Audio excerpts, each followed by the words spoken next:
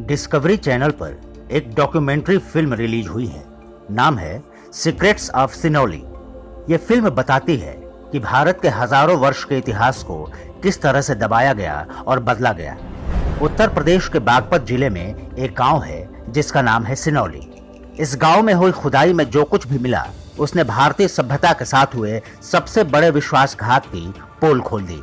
पहले ये काम अंग्रेजों ने किया और बाद में काले अंग्रेजों यानी कांग्रेस की सरकारों ने इसे आगे बढ़ाया।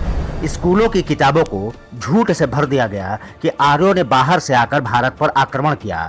वो अपने साथ रथ और घोड़े लेकर आए और आर्यों ने भारत के मूल निवासियों को गुलाम बना लिया।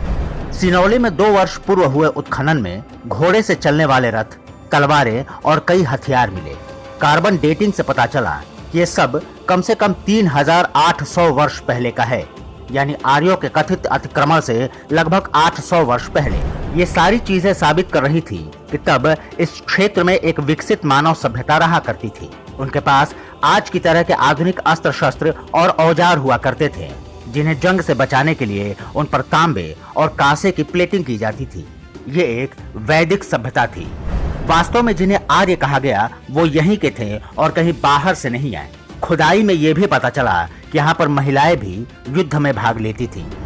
पहले अंग्रेज और बाद में वामपंथी कांग्रेसी इतिहासकारों ने जो कुछ लिखा उसका कोई वैज्ञानिक आधार ही नहीं था। सिनौली की खुदाई में मिले साक्ष्यों से यह साबित होता है कि सिंधु घाटी और प्राचीन वैदिक सभ्यता दोनों समकालीन थी। ये उस प्राचीन भारत के इतिहास का एक अंश है जिसे आज भी हम महाभारत और रामायण जैसे ग्रंथों के माध्यम से पढ़ते हैं। अंग्रेजों और कांग्रेसियों ने भारत को बांटने के लिए आर्य मूल निवासी, उत्तर दक्षिण और अगड़े पिछड़े जैसे कई झूठ गढ़े, लेकिन सनातन भारतीय सभ्यता का सच धरती का सीना चीरकर सामने आ ही गया। डिस्कवरी की फिल्म को जरूर देखिएगा ताकि पता रहे कि स्वतंत्रता के बाद से इतिहास के नाम पर हमें जो कुछ पढ़ाया जाता रहा है वो कितना घृणित और दुर्भावनापूर्ण था।